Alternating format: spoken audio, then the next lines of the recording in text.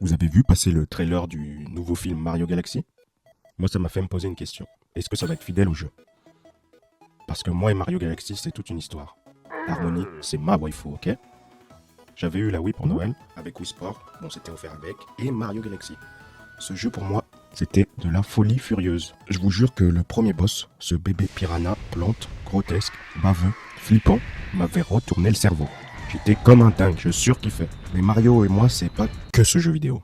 C'est avant tout un film. Parce qu'avant le film Illumination, avant la 3D animée de façon super clean, toute mignonne, il y avait un film, un vrai film en chair et en os, avec des acteurs. Et ce film, les moins de 20 ans ne peuvent pas connaître.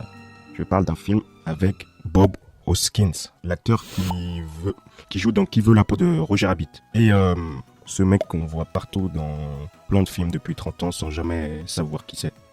Et là vous vous dites, attends, mais ça doit être trop cool, il y a un film des années 90 Mario qui existe. Et la réponse est non, non. En fait si, mais laissez-moi vous expliquer pourquoi. Parce que c'est compliqué.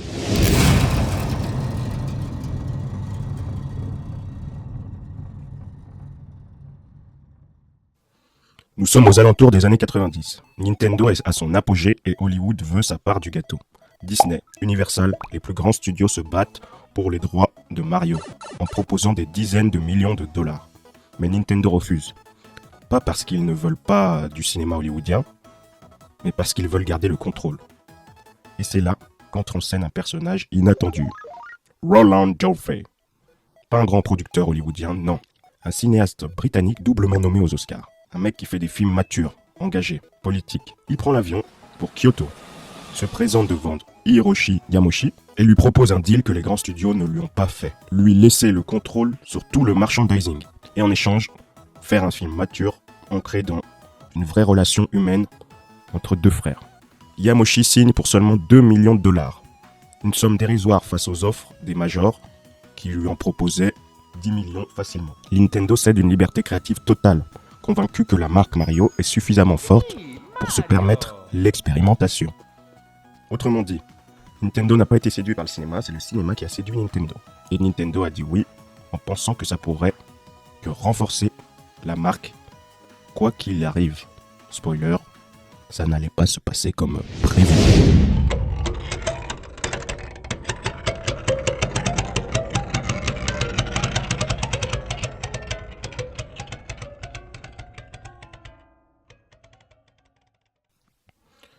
Le film est confié à un duo de réalisateurs britanniques.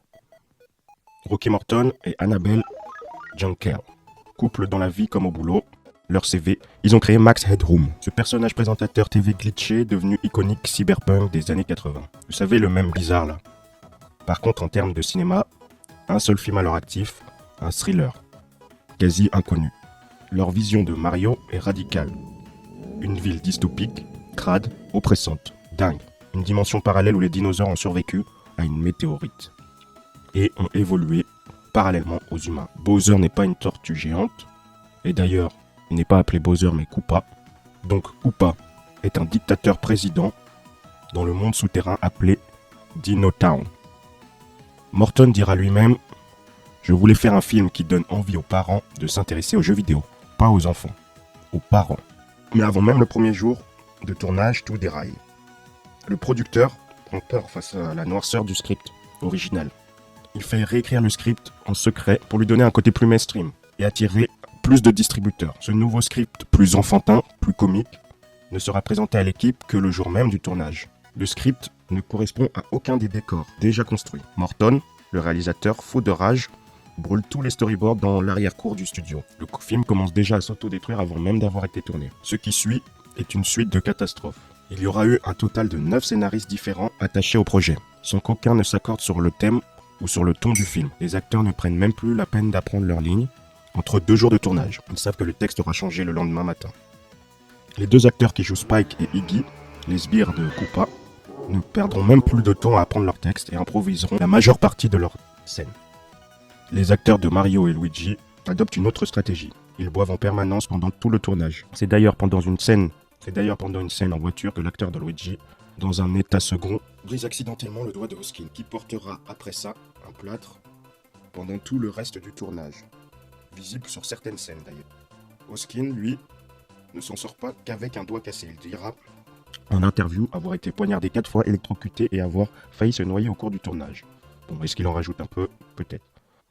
En pleine production, les 2 réalisateurs sont virés, ce qui est vraiment mauvais signe. Pour finir, les producteurs leur interdisent l'accès à la salle de montage.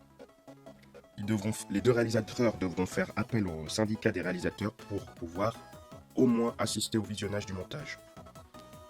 Le tournage prévu sur 10 semaines en durera 15. Le film est sorti sous le label Hollywood Pictures de Disney.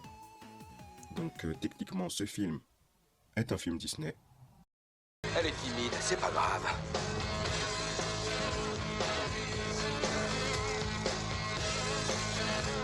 S'il vous plaît, cognez-moi encore. Ça me colle des frissons dans le dos. Mais ce coup-ci, vas-y carrément que j'entende le craquement de tes phalanges. Hein? Danse avec moi.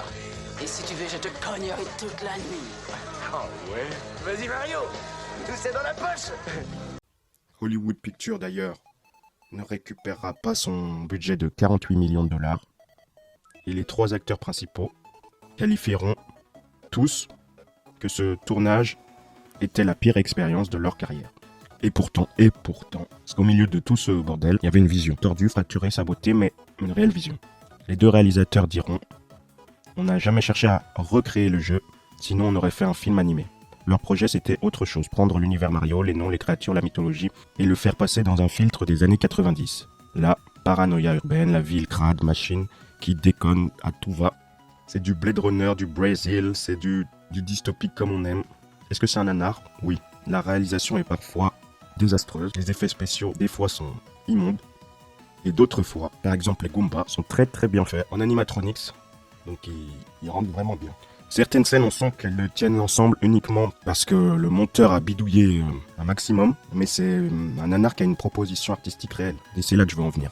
Ce film a fait ce qu'une adaptation est censée faire au sens originel du terme. Adapter ne veut pas dire reproduire. Ça veut dire prendre un matériel de base et se le réapproprier. Le faire parler d'autre chose, l'utiliser comme un point de départ, pas comme une destination. Le film animé de 2023 est fidèle à la lettre. Couleurs, son, références, c'est propre, c'est lisse, c'est efficace.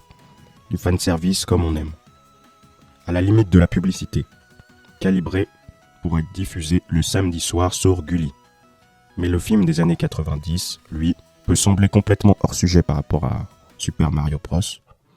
Mais personnellement, je préfère les œuvres qui ratent quelque chose en essayant vraiment quelque chose. Le film de 93 m'a appris qu'un désastre de production peut malgré tout accoucher d'une œuvre culte. Et vu que vous êtes resté jusqu'à la fin, je vais vous passer les 5 meilleures répliques du film. Non, par ici, par là, c'est l'écho. On est sûr? Une oreille de plombier, ça ne se trompe pas, les gars.